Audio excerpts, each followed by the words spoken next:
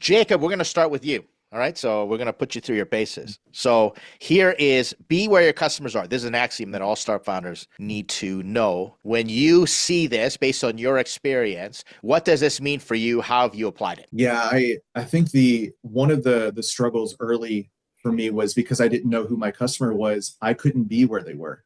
With that struggle, it took me way longer than it should have to even talk to the right person to start crafting an offer that would really work for them. As I narrowed down further and further and was able to craft a message that fit, I now know where those target audiences are. So whether they're on other communities on Slack or in-person communities, what have you, I know where they are.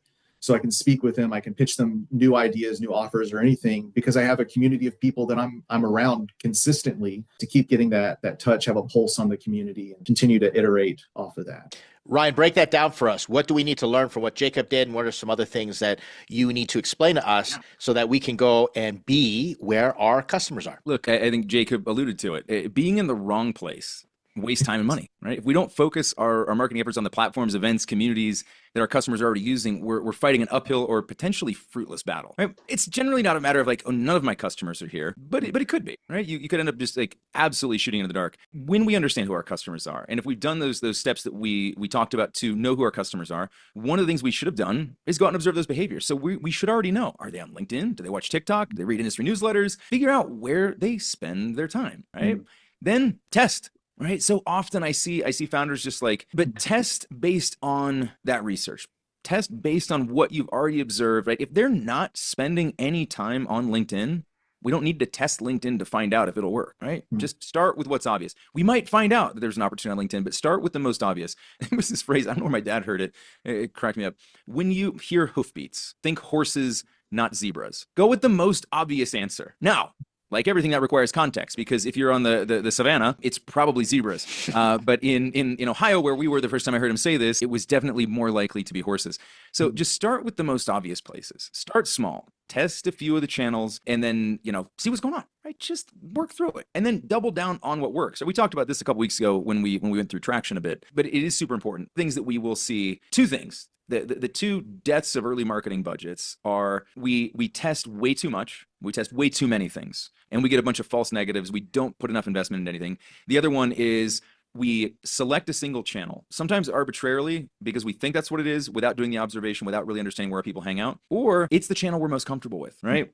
Doesn't always align. Just because I love to be on LinkedIn does not mean my audience likes to be on LinkedIn. But so very frequently, it's like, that's what I know. Doesn't matter what you know. It matters where your audience hangs out. I had a call with a founder 6-7 months ago. She had an interesting femtech product, and we've been pouring money into marketing, and we haven't gotten the results we're looking for. And I'm like, okay, tell me a little bit about it. We're like, well, we're all over Facebook. And I'm like, interesting. Why Facebook? She's like, well, our digital marketing manager really is just like a super expert in Facebook. And I was like, okay, so they're all about Facebook. Yeah. Your audience is 18 to 22-year-old females, right? Right. Are they all about Facebook, or would you be better off on TikTok or Instagram? She's like, oh shit, yeah, probably, right? But we don't know anything about those. Doesn't matter. Go learn, right? There's a much better chance of you learning how to use the channel that they're on than them suddenly switching to the channel that you're on because that's where you want to hang out, right? Oh, that's a good one. But beyond that, wouldn't you say that you may have audiences on all these different channels in these different areas? They just act differently. Like I know, 100%.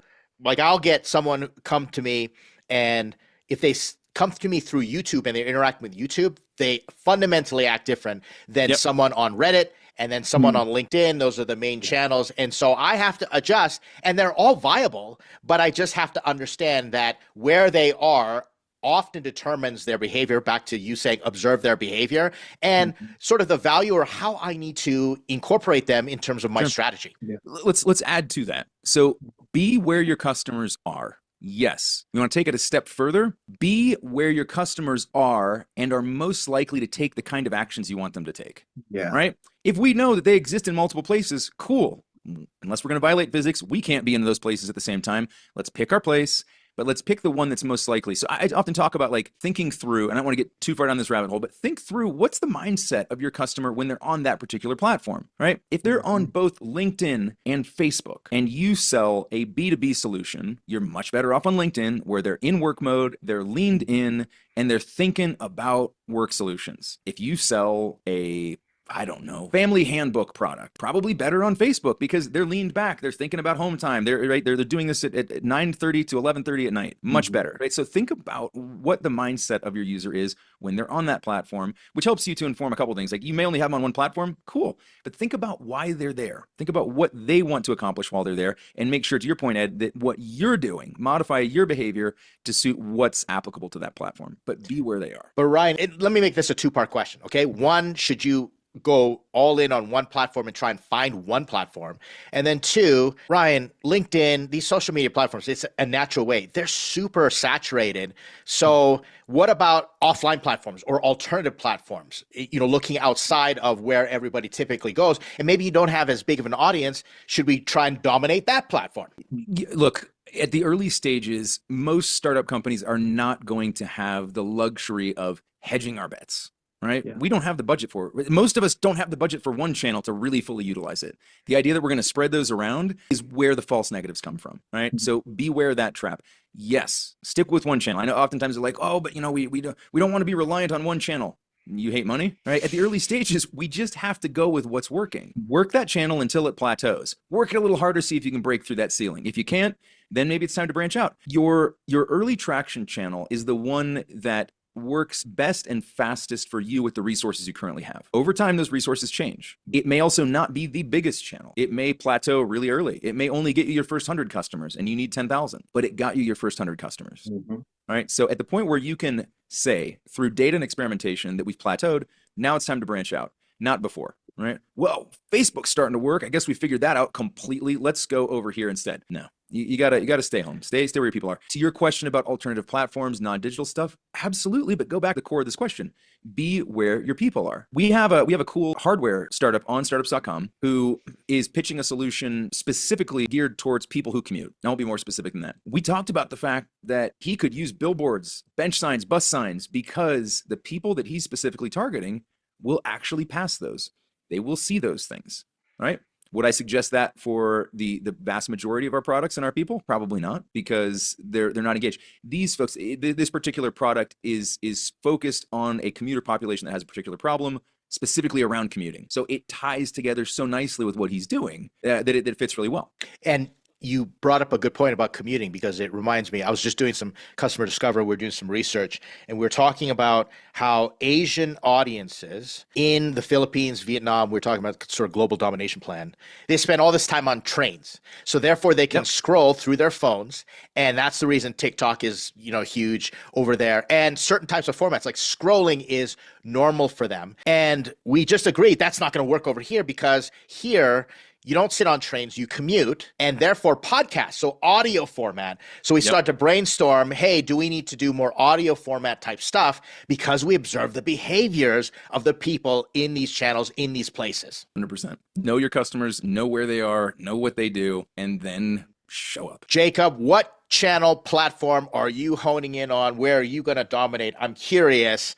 What's your strategy? Yeah, my platform right now that I've spent the most time on is LinkedIn, and I've recognized that it's not the best platform for my audience just for posting purposes, but it is great for DMs. And that doesn't mean that I am spamming them, but it's great to be able to connect with people, for them to see that I have something that's actually on my profile, and then I can start just conversations. So that's there. But really my focus for 2025 is to push people to Anchored Entrepreneur, which is, it's both a productivity guide and a newsletter. So I'm trying to create my own audience on there, which I have a little bit more control and better engagement on that side. Ryan, what are your thoughts on that in terms of creating your own audience? That's an interesting topic. Look, I think it's always a great thing to do. There's no wrong time to build audience, and we can build audience well before our product or service exists even, right? We talk about this a lot on the Getting Customers workshop on Monday and Friday. Building audience is great, but also try to take advantage of existing audience. All right. I mean, there's no better way to build your own audience than to borrow it from someone else's. Right. Now, there's all these concepts around, building on rented land. I don't want to be on the social platforms. They can take it away. They can change it at any time. Yeah, they could. If they decide they start hating money too. The point is, if we have to try to start, just think about what the difficulty of that looks like. Right. So when we say that, it depends on what we mean by, building our own audience. Do we mean building our own audience like from scratch? Like let's use I'm going to start my own blog on my own site versus I'm going to start posting that same content on LinkedIn, right? In Right. one of those cases, the incumbent challenge is to drive the traffic in the first place, to somehow bring eyeballs to us, which means there's actually a two-prong effort there. So the less effort we can put in and get the same result, that's what we want to do as a startup company, right? We do, and I talk about this a lot, like effectiveness over efficiency, yes, to some degree, but we have to balance those things out. Yeah, it'd be great to build our own audience. If we build all of our own audience, it would be super effective. Communication with those people is going to be super effective. We're the reason that they're there in the first place. They came, they found us. It's our content. And it's just our content, super effective. But the efficiency score on that one is super low, right? We can go into an existing network and be effective with our content. We get the efficiency of everything that they provide. Right on. You have to balance between short-term Gotcha. results and then play Yep. the long game, right? Eventually, yes. you definitely want to get there. That's what I hear Jacob's doing.